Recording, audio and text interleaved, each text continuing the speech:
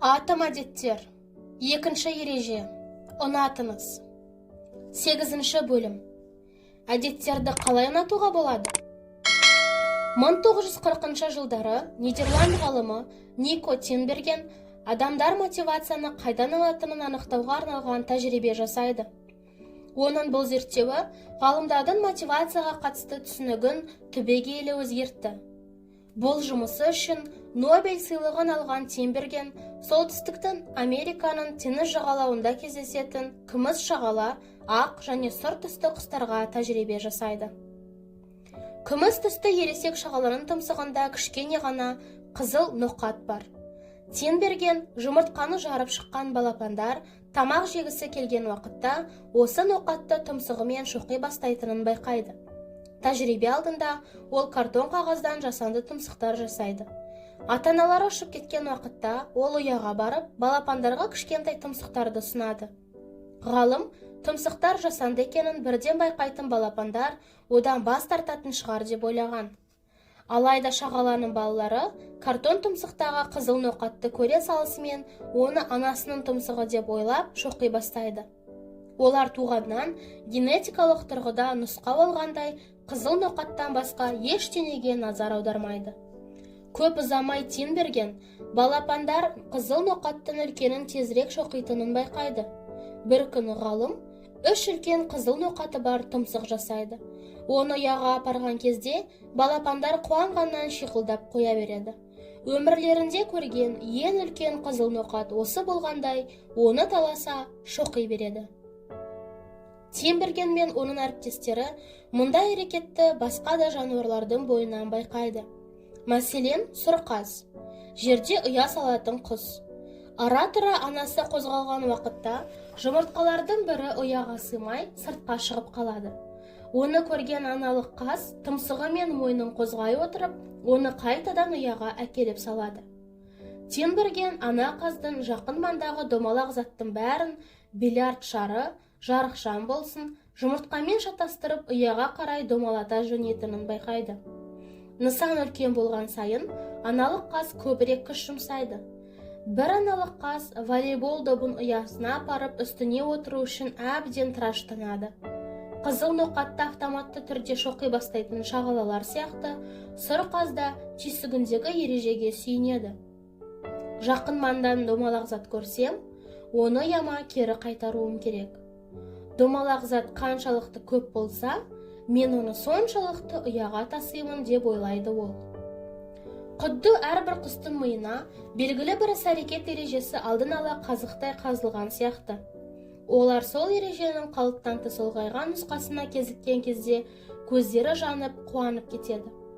Ғалымдар мұны мөлшерден тыс стимулдардың тым асыра сілтенген дабылы деп атайды. Мөлшерден тыс стимул қызыл ноқаттың суреті бар тұмсықтар немесе волейбол добының көлеміндей жұмыртқа сияқты шындықтың жасанған нұсқасы, және ол әдеттегіден де күшті реакция тудырады. Адамдар да шындықтың әсіре нұсқасына берілуге бейім тұрады. Мәселен, зиянды тамақ марапат жүйесін ерекше күшейтіп жібереді. Жүздеген жылдар бойы жабайы табиғатпен етене өмір сүріп, аң аулап өмір сүрген адам миы тұзға, қантқа және майға ерекше мән бере отырып эволюциялық даму жолына түскен. Адамзат жапан түзді кезіп өмір сүрген заманда мұндай азық-түлік аса нәрлі әрі таптырмас тамақ деп саналған. Тамақ табу қиын болса, алдында тұрған асқа тойып алу тірі қалудың тапсырмас стратегиясына айналады.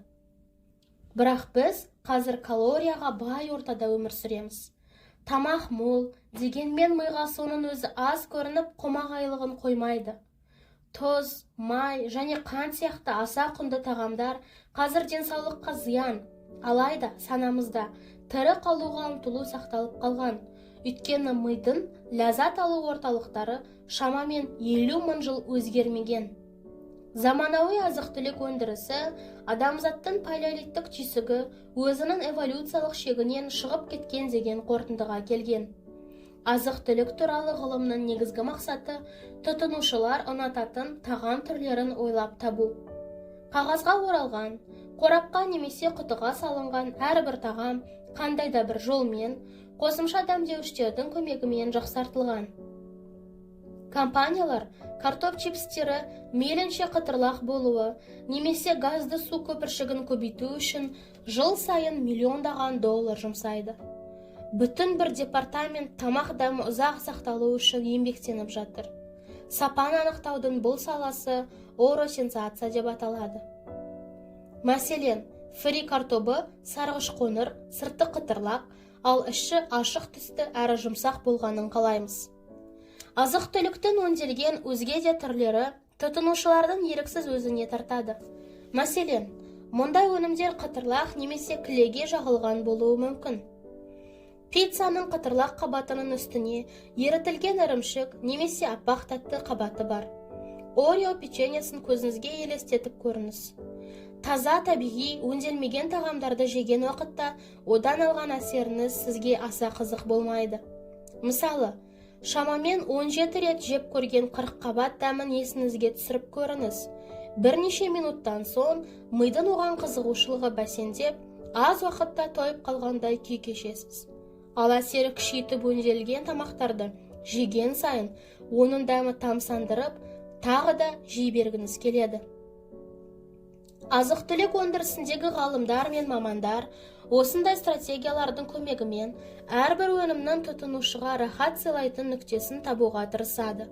Яғни, тұз, қант және май арқылы адам миының тәбетін қоздырып, өнімнің өтімділігін арттырады. Соның нәтижесінде адамдар мұндай тамақты мөлшерден тыс жейді.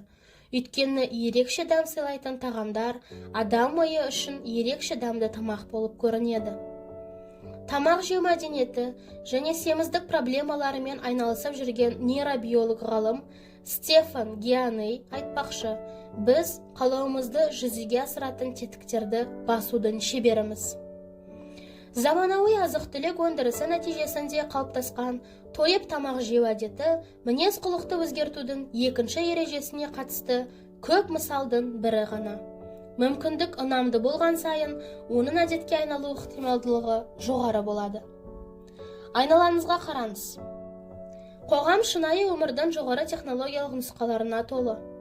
Ежелгі дәуірлердегі көріністерден әлде қайда әдемі.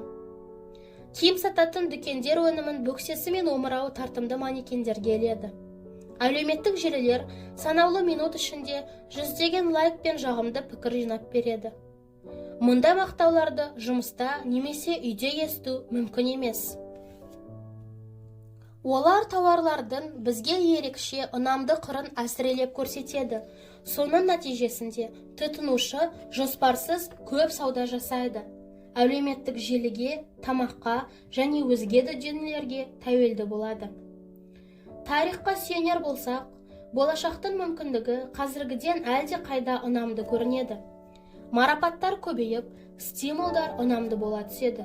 Мысалы, зиянды тамақ пен табиғи өнімді салыстырсақ, біріншісін калориясы көп формаға жатқызамыз. Арақтың сыраға қарағанда алкоголі көп, бейне ойындар үстел ойындарына қарағанда қызығырақ. Әлбетте, табиғи әдеттерден көрі ләззат сыйлайтын мұндай әдеттерге қарсы тұру өте қиын. Біздің миымыз бұрын мұндай еліктіргіш дүниелерді кезіктірмеген. Қандай да бір әдетті бойға тезірек сіңіргіңіз келсе, оны алдымен ұнамды етіп көрсету керек. Екінші ереже туралы айтылған әңгімелердің мақсаты әдеттерге көз тартарлық форма беруді үйрету. Әлбетте, олардың бәрін керемет стимулға айналдыру қолдан келмес, бірақ кез келген әдетті мейлінше ұнамды етуге болады. Ол үшін қалау деген не, және ол қалай жұмыс істейді деген сұраққа жауап берейік. Бұны біз дофамин бөлу деп аталатын биологиялық сигнатураны зерттеуден бастаймыз. Дофаминге тәуелді кері байланыс. Ғалымдар қалау оянатын сәтті дофамин деп аталатын нейромедиаторды өлшеу арқылы анықтай алады. 1954 жылы нейробиологтар Джеймс Олдс пен Питер Милнер адам қалауына қатысты тәжірибе жасап, оларға түрткі болатын неврологиялық процестерді анықтады. Осы зерттеуден соң дофаминнің маңызды екені мәлім болды. Ғалымдар егеуқұйрықтың миына электрод орналастырып, дофамин бөлінісін тежеп қойды. Содан кейін егеуқұйрықтың өмір сүруге деген құлшынысы жоғалды. Тамақ жегісі келмеді, көбейгісі келмеді, ештеңеге зауқы соқпады. Бірнеше күн көміркеміргіштер шөлден қырылды. Тағы бір ғалымдар өз зерттеулерінде мидың дофамин шығаратын бөлігінің жұмысын бәсеңдетіп көрген. Бірақ бұл жолы әбден қалжыраған егеуқұйрықтардың аузына бір тамшы қан сұйықтығын тамызған. Тандайға тәтті дәм тиген бетте егеуқұйрық кішкентай тұмсығын жыбырлатып, көңілі көтеріліп шыға келген. Дофамин бөлінісі тежелгеніне қарамастан, оған қанттың дәмі бұрынғыдай ұнаған. Бірақ оны жеуге аса құмартпайды, яғни ләззат алу қабілеті сақталғанмен, дофаминсіз қалау оянбаған.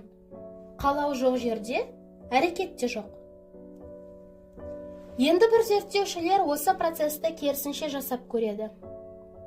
Олар мидың нығайтушы жүйесін дофаминге толтырады. Кеміргіштер осы кезде әдеттерін көз ілеспес жылдамдықпен қайталайды. Келесі бір зерттеу барысында тышқандарға тұмсығын қорапқа сұққан сайын аса көп мөлшерде дофамин беріледі. Бірнеше минуттың ішінде олар одан сайын ынтығып, тұмсығын қорапқа 800 есе жиі сұға бастайды. Адамдардың бұлардан айырмасы жоқ. Ойын автоматын жақсы көретін адам сағатына 600 рет автомат тұтқасын тартады. Әдеттер дофаминге тәуелді кері байланыс. Әдет қалыптастыруға сәл де болса үлес қосатын кез келген әрекет, есірткі қолдану, зиянды тамақ жеу, бейне ойын ойнау, әлеуметтік желіге тәуелділік, осының бәрі ағзадағы дофаминнің жоғары болуының әсері. Адамның тамақ жеу, су ішу, жыныстық қатынаспен айналысу, қарым-қатынас жасауға тырысу сияқты негізгі үйреншікті әрекеттері туралы да осылай деуге болады. Жылдар бойы ғалымдар дофамин тек қана рахат сезімін сыйлайды деп есептеп келген. Ал енді біз оның мотивация, білім алу мен есте сақтау, жазалау, жиіркену, сонымен бірге өз еркімен әрекет ету сияқты көптеген неврологиялық процестерде маңызды рөл атқаратынын білдік. Әдеттерді алар болсақ, мынадай қорытынды шығаруға болады. Дофамин сіз рахат сезіміне бөленген уақытта ғана емес, оны тағатсыздана күткен сәтте де бөлінеді. Құмар ойындарға тәуелді адам ағзасы ойында жеңіп шыққаннан кейін емес, ұтыс қояр алдында міндетті түрде дофамин бөледі. Кокаинге тәуелді нашақор ынтақты қабылдаған соң емес, оны көрген сәтте дофамин алады. Қандай да бір мүмкіндік сізге рахат сезімін сыйлайды деп ойлаған сайын, дофамин мөлшері бірден артады. Ал дофамин көбейген сайын, сізде мотивация пайда болады. Марапатқа жету сәті емес, оны тағатсыздана күту бізді әрекет етуге итермелейді. Бір қызығы, марапатқа жеткен уақытта, мида іске қосылатын жүйе мен марапатты күткен уақытта іске қосылатын жүйе бірдей. Нәтижеге жеткеннен гөрі, нәтижені күту адамға көбірек ләззат сезімін сыйлайды деген тұжырымның өзегі де осы. Бала күнімізде жаңа жылдағы сыйлықтар қорабын ашуды емес, жаңа таңның атқанын асыға күтетінбіз. Есейген соң, алдағы демалысты армандау, демалысқа шыққаннан әлде қайда жағымды сезімдер сыйлайды. Ғалымдар мұны жан қалауы және рахат сезіміне бөленудің арасындағы айырмашылық деп атайды. Әуелі стимул анықталады. Одан соң қалауыңыздың артқанына қарай дофамин деңгейі де көтеріледі. Содан кейін реакция туады. Бірақ марапат сіз күткен уақытта жете қоймаса, дофамин деңгейі төмендей бастайды. Марапат күткен уақыттан сәл кешігіп жетсе, сол сәтте ағзаңыз қайтадан дофамин шығарады. Ми сізге, қара, менің айтқаным дұрыс болып шықты. Осы әрекетті келесі жолы да қайталауды ұмытпа дегендей болады. Адам миында қол жеткізген дүниені жақсы көру сезімінен гөрі марапатқа ұмтылу сезімін күшейтетін нейрондық байланыстар көбірек.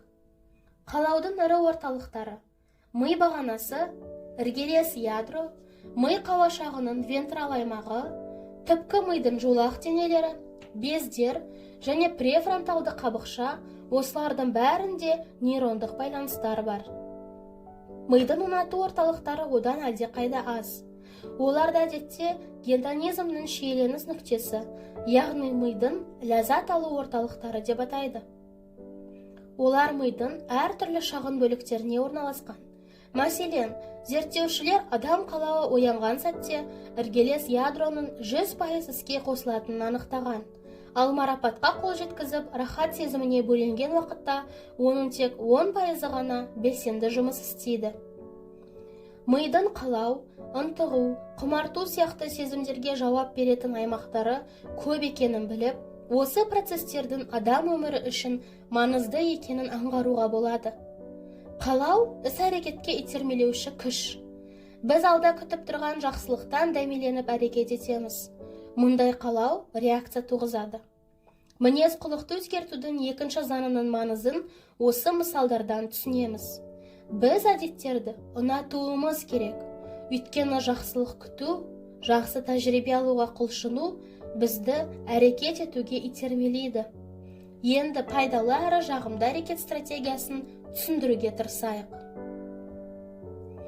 Пайдалы әрі жағымды болсын десеңіз, немесе әдеттерді ұнамды ету жолдары. Дублин қаласында тұратын студент электротехник Ронан Бирн Netflix қарағанды жақсы көреді. Дегенмен ол, кино көргеннен гөрі спортпен жиі шұғылдану керектігін түсінеді. Бір күні Бьорн өзінің инженерлік тапқырлығына сүйеніп, велотренажерін ноутбук пен теледидарға жалғайды. Одан соң жігіт велосипедпен белгілі бір жылдамдыққа жеткен кезде ғана Netflix қосылатындай компьютерлік бағдарлама ойлап табады. Жылдамдық азайғанда ол көріп отырған шоу тоқтап қалады да, педальды қайта айналдырғанда қайта қосылады.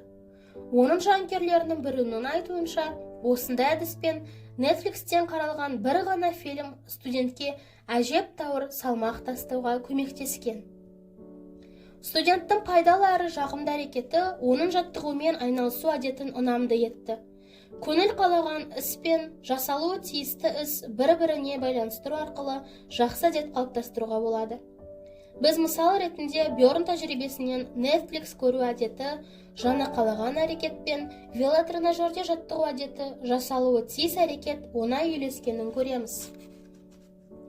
Пайда мен ұнамды біріктіруді компаниялар жақсы біледі. Мәселен, ABC брендімен танымал америкалық телерадио компания 2014-2015 жылдары әр бейсенбі кешінде ұсынылатын телевизиялық бағдарламасын пайдалы әрі жағымды принципіне сүйене отырып дайындады. Әр бейсенбі сайын телеарна Шонда Раймстың құмарлық анатомиясы, жанжал және кісі өлтіріп жазадан қалай құтылуға болады атты 3 сериалды эфирге шығарды. Олар мұны ABC-дегі TGIT деп атайды. TGIT сөзі бейсенбіге жеткенімізге шүкір деген мағынаны білдіреді. Шоуды көпшілікке ұсынған ABC көрермендерге попкорн мен қызыл шарап алып кеш рахатына бөлуге кеңес береді. ABC телеарнасы жоспарлау бөлімінің жетекшісі Эндрю Кубиц компанияның бұл идеясын былай деп сипаттайды. Мақсат көрермендерге, әйелдер мен ерлерге әр бейсенбі сайын күйбең тірліктен демалып, попкорн жеп, қызыл шарап ішіп, көңіл көтеріп тынығуға мүмкіндік беру. Бұл стратегияның ерекшелігі ABC көрерменнен керегін алып, шоуды сату, көрермен қалауын орындауға, тынығу, шарап ішу және попкорн жеуге тырысу, яғни пайда мен ұнамды байланыстыра білді. Уақыт өте келе адамдар ABC телеарнасын қосқан уақытта демалу, көңіл көтеру керектігін еске түсірді. Өйткені олар да екі әрекетті байланыстыруды әдетке айналдырады. Аптаның әр бейсенбісінде кешкі сағат 8-де попкорн жеп, шарап іше берсеңіз, күндердің күнінде бейсенбідегі кешкі 8 сіз үшін демалыс пен көңіл көтеру уақыты дегенді ғана білдіретін болады. Марапат стимулмен астасып, теледидар көру әдетіңіз сізге одан сайын ұнай түседі. Әдет қалыптастырған уақыттағы жаныңыз қалайтын бір іспен айналыссаңыз, сол әрекетіңіз сіз үшін ұнамды бола түседі. Сіз танымал адамдардың өмірі жайында соңғы жаңалықпен танысқыңыз келеді. Бірақ спортпен шұғылданатын уақыт болып қалды. Олай болса, жаттығу залына барғанда реалити шоу көріп, таблоидтар оқыңыз. Педикюр жасатқыңыз келеді, бірақ пошта жәшігін тазалап қою керек. Ендеше шебер аяғыңызға педикюр жасауға кіріскенде, сіз мерзімі өтіп кеткен хаттарды өшіре бастаңыз. Жағымдыны пайдалымен байланыстыру премак принципі деген терминмен белгілі психологиялық теорияны қолданудың бір тәсілі. Профессор Дэвид Премак еңбегінің құрметіне аталған бұл қағида жүзеге асу ықтималдылығы жоғары әрекет болмауы мүмкін әрекетке жол ашады деген ережеге сүйенеді. Басқаша сөздермен түсіндірсек, сіз мерзімі өтіп кеткен хаттарға жауап бергіңіз келмейді, бірақ өзіңізге қажетті басқа іспен шұғылдана отырып, ол хаттарға жауап бере аласыз. Кітаптың 5-ші тарауындағы екі әдетті бір-біріне тану стратегиясы есіңізде ме? Сол стратегияны пайдалы әрі жағымды әрекет қағидасымен де байланыстыруға болады. Әдеттерді бір-біріне тану және әдеттерді байланыстыру формуласын қосқанда, қазіргі әдеттен соң мен өзіме қажетті әдетті істеймін. Өзіме қажетті әдеттен кейін мен өзім қалайтын әдетті істеймін. Жаңалықтар оқығыңыз келеді, бірақ өткен күнге алғыс айтуды да ұмытпау керек. Былай істеңіз. Таңғы кофені ішкен соң өткен күнге алғыс айтамын. Міндеттімін. Алғыс айтып болған соң жаңалықтар оқимын. Оқығым келеді. Спорт жарысын көргім келеді, бірақ телефонмен коммерциялық ұсыныстарға жауап беру керек. Былай істеймін. Түскі үзілістен соң 3 клиентке қоңырау шаламын. Міндеттімін. 3 клиентпен сөйлесіп болған соң ESPN телеарнасын көремін. Көргім келеді. Фейсбукты тексергіңіз келеді, бірақ спортпен шұғылданатын уақыт тақап қалды. Былай дейсіз. Телефонды қалтадан шығарған соң 10 рет бёрпи жаттығуын жасаймын. Міндеттімін. 10 рет жасаған соң Фейсбукты тексеріп шығамын. Тексергім келеді. Осыларды әдетке айналдырсаңыз, күндердің күнінде 3 клиентке қоңырау шалатын немесе 10 рет бёрпи жасайтын сәтті асыға күтетін адамға айналасыз. Өйткені бұл әрекеттерден соң сіз міндетті түрде соңғы жаңалықтармен танысып, Фейсбуктегі парақшаңызды тексересіз. Істелуі тиіс жұмыстарды атқару, сіз қалаған істерді жасау дегенді білдіреді.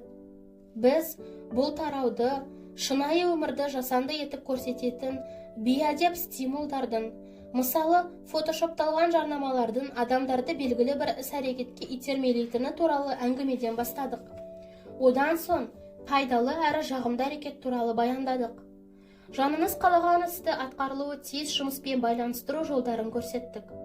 Зауқыңыз соқпайтын әдетке төселу өте қиын міндет, бірақ оны ұнамды ету үшін қарапайым стратегияға жүгінуге болатынын білдік. Түйін. Мінез құлықты өзгертудің екінші ережесі әрекетті ұнамды ету. Іс-әрекет өзіңізге ұнаған сайын, күндердің күнінде оның әдетке айналу мүмкіндігі жоғарылай түседі. Әдеттер дофаминге тәуелді кері байланыс. Дофамин көтерілген кезде әрекетке түрткі болатын мотивация оянады. Адамды әрекетке итермелейтін марапатқа жету емес, оны күту сәті. Дәмеленген сайын дофамин де көп бөлінеді. Пайдалы іс пен жағымды істі байланыстыру. Әдетті ұнамды етудің таптырмас әдісі. Оның стратегиясы жаныңыз қалаған әрекетті атқарылуы тиіс міндетпен бір уақытта атқару.